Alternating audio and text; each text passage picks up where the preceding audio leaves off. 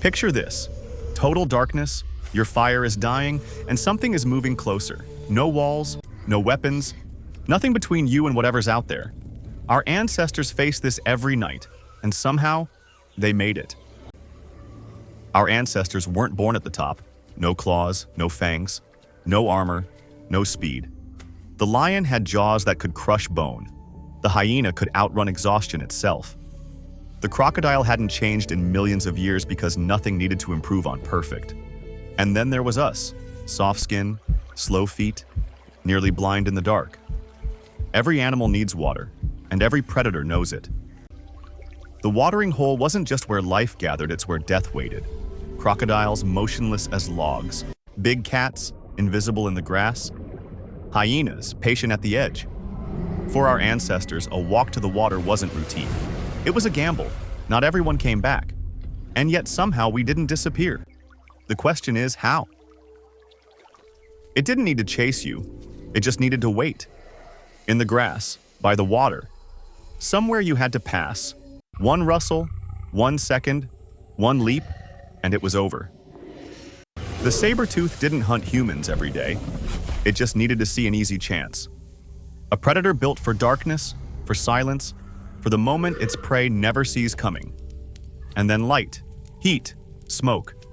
The creature that hunted invisibly stopped. Fire didn't make humans safe, but it made them visible, and that changed everything. A predator can be faster, stronger, built by nature to kill. But a predator doesn't do what humans learn to do. It doesn't pass the story on.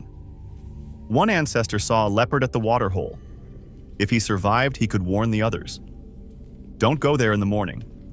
The tracks were by the rock. It waits in the grass. Simple words, but a revolution. Without language, every person had to face danger alone to understand it, and often, that lesson was their last. With language, one person's experience became everyone's survival. The spear changed one thing: distance. You no longer had to get close to hurt something that could kill you, and when there were many spears, the predator didn't see weak prey anymore. It saw a problem. Slowly, fear started moving the other way. Humans used to avoid places that smelled like big cats. Eventually, big cats started avoiding places that smelled like humans. Humans were never the fastest. On a short distance, almost every major predator leaves us behind. The lion explodes. The hyena powers through. The wolf holds pace. And we just run. But change one condition and everything shifts. Heat. Open ground. Time. The human body cools itself better than almost any mammal alive. We sweat across our entire body. We keep moving without stopping to recover the way most animals have to. We weren't beautiful predators. We were stubborn ones. We didn't always win with strength. We didn't always win with speed. Sometimes we won by simply not stopping. Following the tracks, remembering the direction, coming back, waiting for something stronger to get tired first. Alone, a human was an easy target. No claws, no speed, no night vision, just soft skin and bad odds.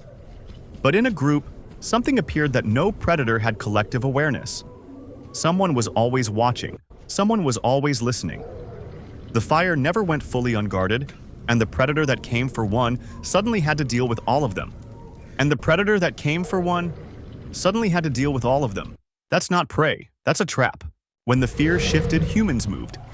Out of Africa, into Europe, across Asia, over ice into the Americas. They didn't spread because the world was safe. They spread because they had learned to make it survivable. Every climate that should have stopped them. Every environment that had no reason to welcome a soft, slow, nearly defenseless primate. Wherever they went, fire came with them. Memory came with them. And each other. The animal that was almost erased ended up everywhere.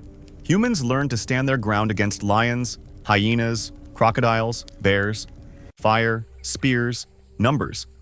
It worked. The predators on the ground slowly learned to keep their distance. But the sky was different. No spear reaches that high. No fire scares what hunts from above. Giant eagles didn't need to face the group. They just needed one moment, one child, one person alone in the open. The ground became survivable. The sky remained dangerous for a long time after. Back to that night. Darkness, a dying fire. People who didn't know if they'd see morning. They didn't survive because they were the strongest, or the fastest, or the most dangerous.